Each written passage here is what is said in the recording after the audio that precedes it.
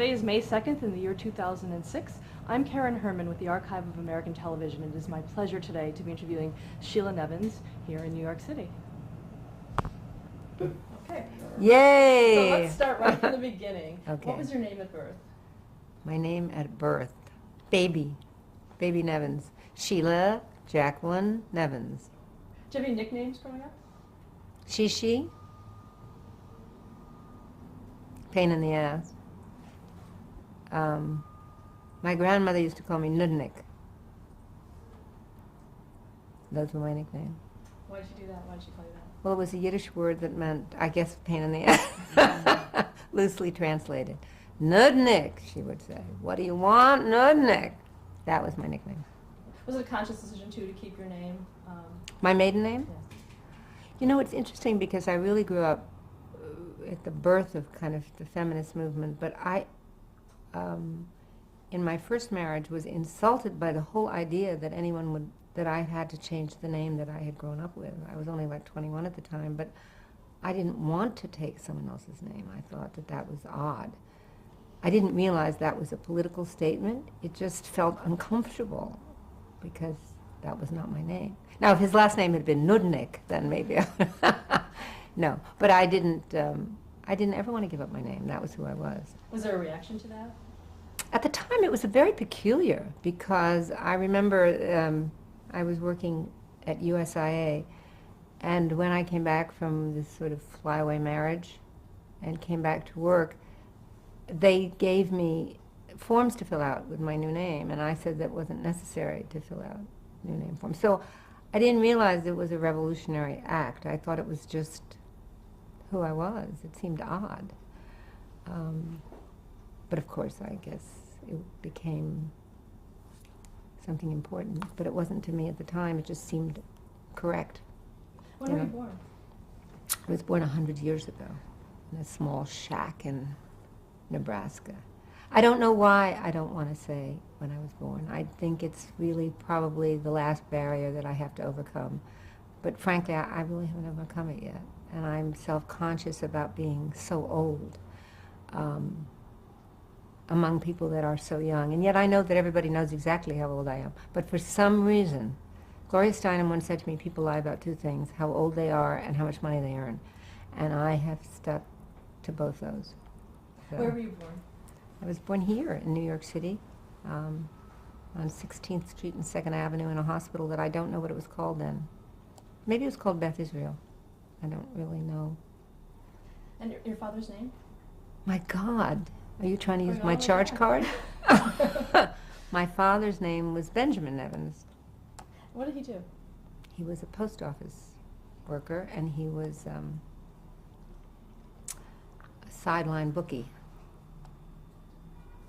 What was it like? What was that like for you as a child? It was fun. It was embarrassing because I went to the best schools, but it was fun because it was colorful. It was colorful to be the only girl in town who knew sports scores and odds and vigorish and, you know, winning by points. I was the only one who knew what all that meant, so I had my own world of sort of sports knowledge. And it was very hard to have a team because I couldn't be a Dodger or a Yankee fan. I had to go with my dad's bets.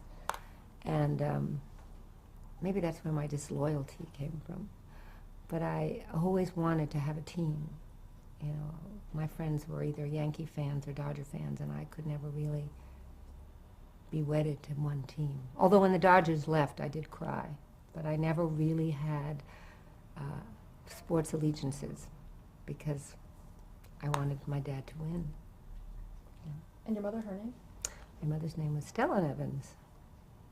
And she was a different kind of person. She was very, I guess you would say she was a feminist. It's hard to say that because that word hadn't been invented. She would have been a suffragette. She had gone to college. My father had not. She majored in physics and chemistry at a time.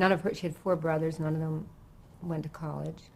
She was a very tough, aggressive, I don't know where I got this from. I'm such a lady.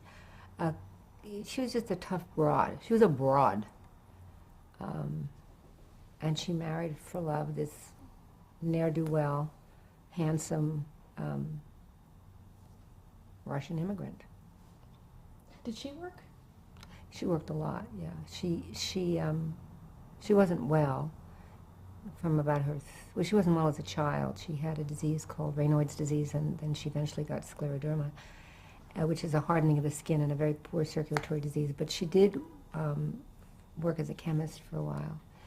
And she worked in a lab when we were very young. And then we needed money, so she ran a laundromat, and then she had furnished rooms, and she did a lot of things. I had a very wealthy uncle who had, oddly enough, I don't know if he invented, but he got credit for inventing the steam iron and this machine called de jour. He was a French Jewish immigrant, and he invented this machine called the de jour stenarette. His name was de jour. That was my mother's maiden name.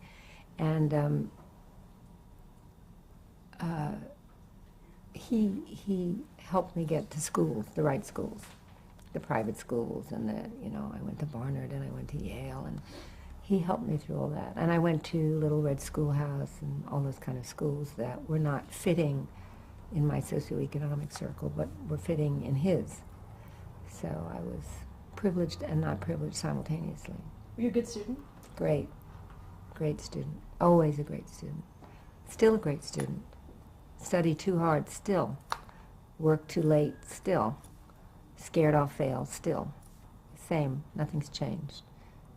Do you have any sisters or brothers? I have a sister, and she's a doctor, and she lives in San Diego, and she's younger than I. She was a pain in the ass. I guess she was a nudnik. She was 7 years younger, and I was sort of her babysitter for my formative sexual pubescent years.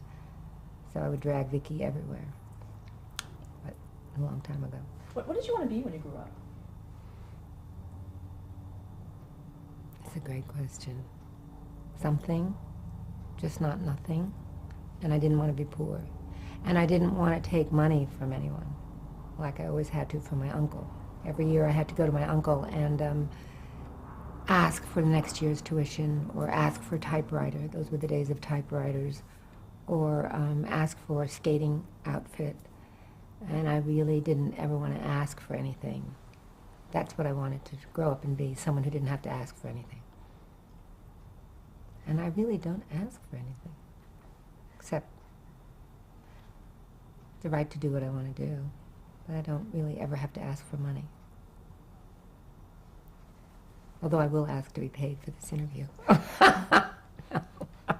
Just kidding, just kidding, just kidding. I know it's an honor. What kind of hobbies did you have growing up? I never had a hobby. I don't even know what that word means. I hate the word hobby. Like I'd go to camp, they'd ask you what your hobby was. My hobby was to, pick up boys, be the best swimmer. I didn't have any hobbies. I don't have a hobby. I didn't collect stamps. I'll start again. Someone will pick it up. I never had a hobby. I always wanted a hobby. I wanted to collect stamps or bugs or postcards of famous movie stars, but I never had a hobby. I wanted to do well in school, so my hobby became whatever the subject was. If you were building castles, my hobby was castles at that moment. If you had a science fair, my hobby was science at that time. But I never really collected or wanted a hobby. I don't like even the way the word sounds, hobby. It doesn't sound good. Hobby. I don't want a hobby. I have a hubby, but not a hobby. I don't want a hobby. Do I have to have one to be in You a... don't. Okay. Do you have a hobby? Not really. Well, but, You know that I once tried to join this very sophisticated club in New York because they had a nice dining room. I won't name the club, but I was rejected because when they asked me what my hobbies were, these were mature, fastidious people in New York, and when they asked me what my hobby was, I said I hadn't been asked that question in years and I didn't have any hobbies, and my hobbies were work. And I could see them, I think I was supposed to say something like, collecting Picassos or something, but not my hobby. No. My hobby is keeping upright as long as I can. That's my hobby. It's my passion. what about cultural influences? Cultural when you were growing up? influences? Yeah, did You mean go like to the museum? movies? No, more to the movies. I cried at all musicals. I loved musicals. I grew up during the time of 2 movies. No, nothing in between, shorts occasionally, but, you know. I went to the movies all the time, especially the movies you weren't supposed to see, like Snake Pit. Loved that movie. I saw it like 5 times. Gone with the Wind, you know. I loved all those movies. I loved the movies. Did you watch television? I wasn't allowed to have a television. My mother didn't let me have a television. I showed her, didn't I? I didn't have a television. I used to watch television at my friend Elaine's house across the street. And I was only allowed to watch it on Sunday night. But I didn't have a television until I was way into high school. I just didn't have a television. What was your mother's reasoning for that? You know, my mother was like a communist, like a left-winger. She wanted me to read books. She wanted me to do well in school. She didn't like television. She didn't like the whole idea of this invasion into our house, of people talking, and she thought it would hurt my studying. And it would have, I think. I easily prey to other people's stories, so I think I would have gotten involved in things. My grandmother used to watch soap operas in her place, and she didn't speak that much English, and she would interpret them. The few times I would go over there, and my grandmother would be watching soap, the early soaps, and I would watch it with her.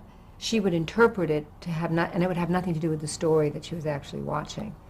So she was, my grandma started my television career by being addicted to soap operas of her own making. You know, she would say, this man is going to kill this woman, and they don't like this, and, you know, and it was not what was happening. So, you know, she didn't really translate television very clearly to me. But that was the only place I saw television, and at Elaine's house. That was it. Where did you go to college? I went to Barnard and majored in English, and then I went to Yale and got my master's in directing at the Yale School of Drama, and then I was unemployed. That's my education, and you know, that's where I went. Nobody asks that question anymore. Hobbies, college, you know, what else? Okay, so then how did you get your start in television? Well, my start in television was I married because it was in the 60s, and I married a Yale lawyer who was a very sweet but stuffy kind of person I wasn't very madly in love with. I wasn't even in love with, I don't think, but I needed to be married to travel, and I wanted to travel. Women just couldn't travel alone then, and all my girlfriends were either in graduate school or married or whatever.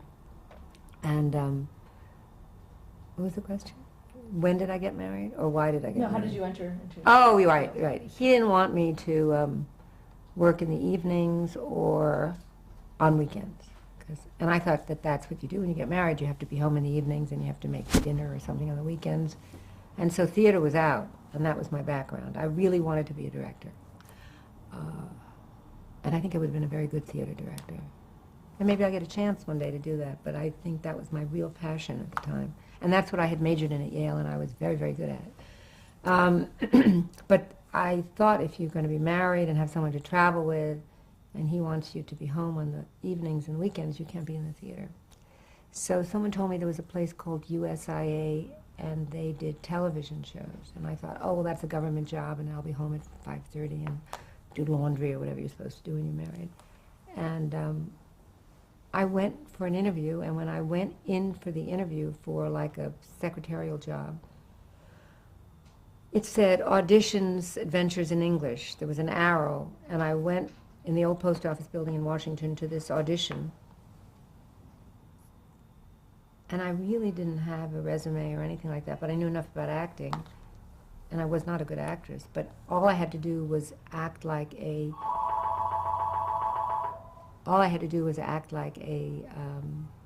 secretary to a professor who would be teaching English. This is so boring anyway, it doesn't matter. Anyway, I started teaching English with Professor Richards. His name was Professor Richards, my name was Jean, and we would discuss, it was based on, I think, a 1,200-word vocabulary. And so for 2 years, we conversed in this 1,200-word vocabulary. We did 65 shows a year. And I was, I guess, an actress. You know, I say, "Good morning, Professor Richards. Look at the moon." He'd say, "I see the moon." He'd say, "See the stars." I'd say, "I see the stars." And we would just take those 3 or 4 new words of the day and repeat them again and again. I think it was like 17 minutes, maybe it was more. And that's what I did. And that's how I got into television. And that's where I met people who were working on the other side of the camera. And ultimately, I became a floor manager and a PA and an AD. And did I ever direct there? I don't think so. I think it was an AD. And then the people I knew came to New York. I went to New York, which is where I was from. And then I started to work in television. So I kind of slipperied into television. Is that where you wanted to be, or did you just... Oh, I still don't know where I want to be. It's where I am. Where I want to be? I don't know. I want to be somewhere. I don't know where, but no, I didn't have a burning passion to be in television. I needed a job. I needed money. I left my first husband. I came to New York. I needed a job, and I knew television. I actually knew technically television because I had been on camera, so I knew all about, you know, how you had to be on camera. And then I knew about people who stood around holding, you know, signs, and I knew about being a PA, and I knew about being an assistant camera. I mean, I knew it from being on this side, and then I thought, well, I don't want to be on, I want to be off. And so I slithered into that. And a lot of the people that I worked with, like Don Misher, went on to have great television careers, and George Schlatter, and a lot of these people that I was doing garbage work for or who drifted by, I tracked down when I got to New York, and I wound up working on things on the other side of the camera. And I never really wanted to be on camera. Although I did get offered a job once by Don Hewitt when he was auditioning for 60 Minutes. And he wanted to audition me to be on camera. And having been through this other experience, I never wanted to be on camera. And I didn't audition. And you know, I might have been Diane Sawyer if I was really lucky. But I didn't. I turned out to be Sheila Nevins. I'm pretty lucky, I guess. And what did you do next? I can't remember. After I came to New York, I did a lot of odd jobs. I never had a real job. I worked at ABC doing magazine pieces for ABC. I worked at Children's Television Workshop as a writer on children's shows. I worked at an animation company. I worked at a book company that was making, I worked at Scribner's making, there were no CDs then, making tapes of books for people who were blind. I just did jobs. I didn't know what to do, really. And I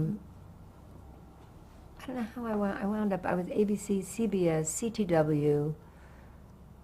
Somehow, 5 years into that mushmash of never really having a long job, which I loved, I remarried, and I heard one day, I was at CBS working on a show called Who's Who. I was a segment producer, and someone called me and asked me if I knew anyone who wanted to work on this thing called Home Box Office. And I think I said, was it a dirty channel? Because the only things I'd seen on cable had been these provocative naked women, chestless, you know, I mean, not chestless, topless. And I thought, oh God, you know, maybe I could do that. And I went to HBO for, no, I recommended someone, and then I called back and said, let me go first. And I went, and then I realized it was a job. At Time, it was called Time Life, and it was like a job at a desk, and I thought 13 weeks, I'll try it. You know, what the hell? It's only 13 weeks. And that was 25 years ago. So I guess that's, my whole career has really been at HBO. Actually, before we really get into the HBO Right. years, I want to ask you about the Great American Dream Machine. Oh, I forgot all about that. That was my little PBS stint. I worked for Al Perlmutter on the Great American Dream Machine.